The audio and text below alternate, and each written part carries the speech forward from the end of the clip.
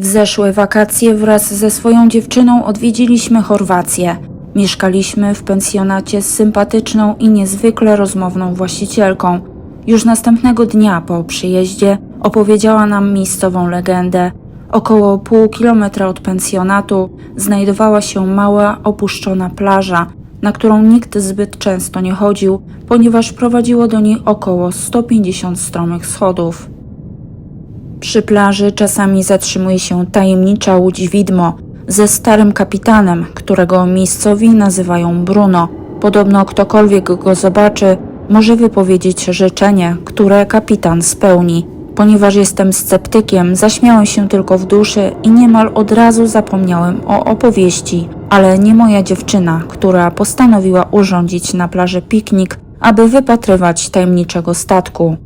Spędziliśmy tam kilka godzin, podczas których nie pojawiła się żadna łódź, aż do zmroku, kiedy na tle zachodzącego słońca ujrzeliśmy ciemną łódź zbliżającą się do plaży, na której nie świeciło się żadne światło, ani nie wydawała żadnego dźwięku, zaś na pokładzie rysowała się sylwetka jakiegoś człowieka.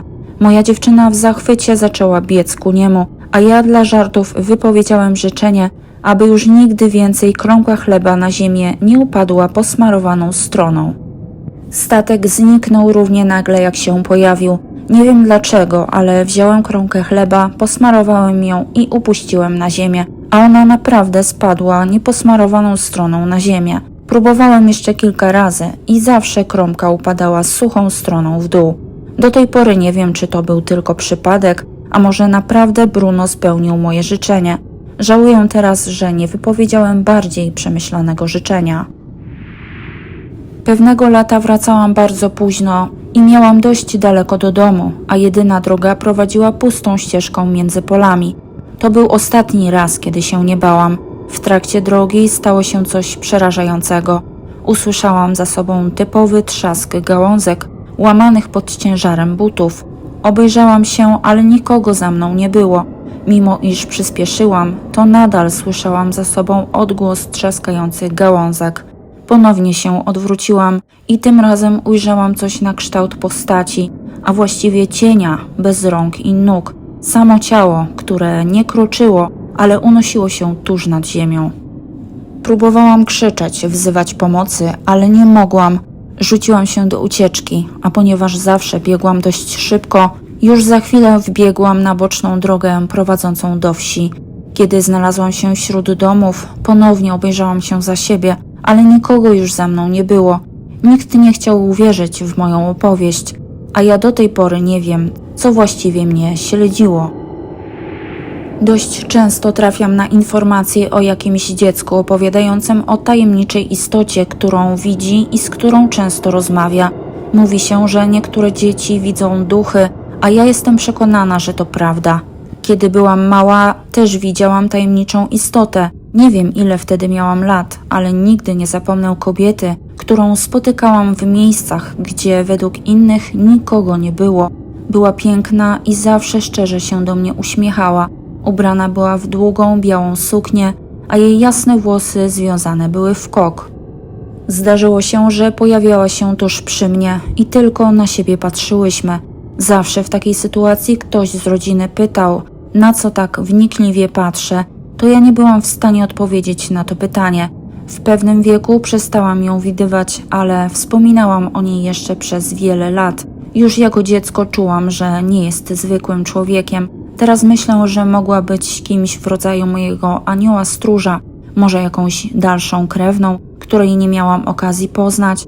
Mam nadzieję, że wciąż jest ze mną, chociaż teraz, jako dorosła kobieta, już jej nie widuję. Zeszłej zimy postanowiłam pojechać na narty w Karkonosze. Ponieważ na nartach jeżdżę od dziecka, nie boję się bardziej stromych stoków i jestem w stanie jeździć od rana do wieczora. Pod wieczór, kiedy moi znajomi odpoczywali w barze, ja chciałam jeszcze trochę pojeździć. Kiedy stałam pod kolejką linową i już miałam wjechać na górę, ogarnął mnie nagły niepokój. Jakby ktoś powiedział mi wprost do ucha: nie rób tego. Zignorowałam nieprzyjemne uczucie. Wjechałam na górę i postanowiłam, że to będzie mój ostatni zjazd dzisiejszego dnia. Zjeżdżałam dość szybko, kiedy na mojej drodze wyrósł snowboardzista. Zderzyliśmy się z ogromną siłą. Stoczyłam się na dół, po drodze zgubiłam narty i kijki, a kiedy już leżałam na śniegu, poczułam ogromny ból w obu rękach. Przysłali po mnie skuter i zabrali do szpitala, gdzie się okazało, że obie ręce miałam złamane. Do zdrowia dochodziłam przez kilka miesięcy i już wiem, że następnym razem nie zignoruję podobnego ostrzeżenia. Miałem przyjaciela Mariusza, który był moim sąsiadem i z którym często jeździliśmy na BMX-ach. Najczęściej spotykaliśmy się w niedzielę po południu, kiedy skatepark był pusty. Tak samo było i tej niedzieli. Kiedy przybyłem na miejsce, kolegi jeszcze nie było. Jeździłem kilka godzin, a on nadal nie przybywał. Kiedy już miałem wracać do domu, zobaczyłem go po drugiej stronie parku.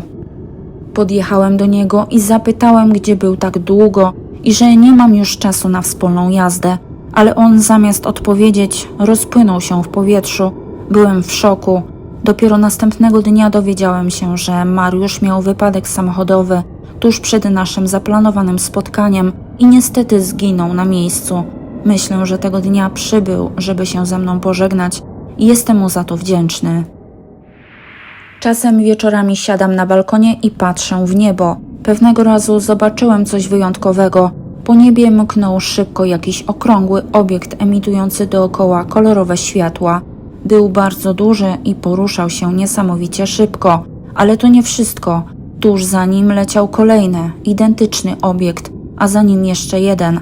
Pobiegłem po telefon, aby zrobić zdjęcie, ale po powrocie na balkon już ich nie widziałem. Zastanawiało mnie, co to mogło być, ale nie przychodził mi do głowy żaden z samolotów. Do tej pory często zadaję sobie pytanie, ile takich niezidentyfikowanych obiektów może latać nad naszymi głowami.